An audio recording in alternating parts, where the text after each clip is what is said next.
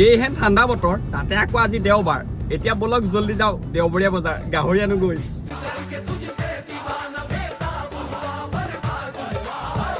আজি বোলো যিহে ঠাণ্ডা বতৰ মই বোলো আকৌ আজি মাংসখিনি চৌকাতে বনাওঁ এইফালে জুইকণ ধৰি মাংস বইল হ'বলৈ পূৰা লগাই দিলোঁ তাত দিলোঁ 1 চামুচ নিমখ 1 চামুচ হালধি দিয়াৰ পিছত মই এইফালে দি দিলোঁ 3টা নেমু পাত মানে নেমু নাই যে নেমু পাতে দি দিলোঁ এইফালে মাংসখিনি ধুনীয়াকৈ বইল হৈ লওক এনেকৈ ঢাকন লগাই দিওঁ মাংসখিনি বইল হোৱাৰ লগে লগে এইফালে কেৰাহীত তেল দি দিলোঁ তাৰপাছত দিলোঁ পিঁয়াজখিনি ৰঙাকৈ অলপ ভাজি লৈ তাৰপাছত বইল কৰি থোৱা মাংসখিনি দি দিলোঁ মাংস সিজি আছোঁ এতিয়া এইফালে আলুকেইটাও দি দিলোঁ নহ'লে মানে আলুকেইটা নিসিজিব যে ন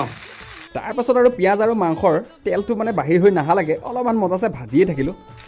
অনলি ভাজিয়ে থকা নাই ৰ'ব অলপমান হালধি অলপমান জিৰা তাৰপিছত জলকীয়া গুড়া গোটেইখিনি মা মছলা চব দি দিলোঁ আৰু ৰাইচ এইফালে মেইন মালটো দিবলৈ পাহৰোঁ মানে নিমখ অলপ দি দিছোঁ এতিয়া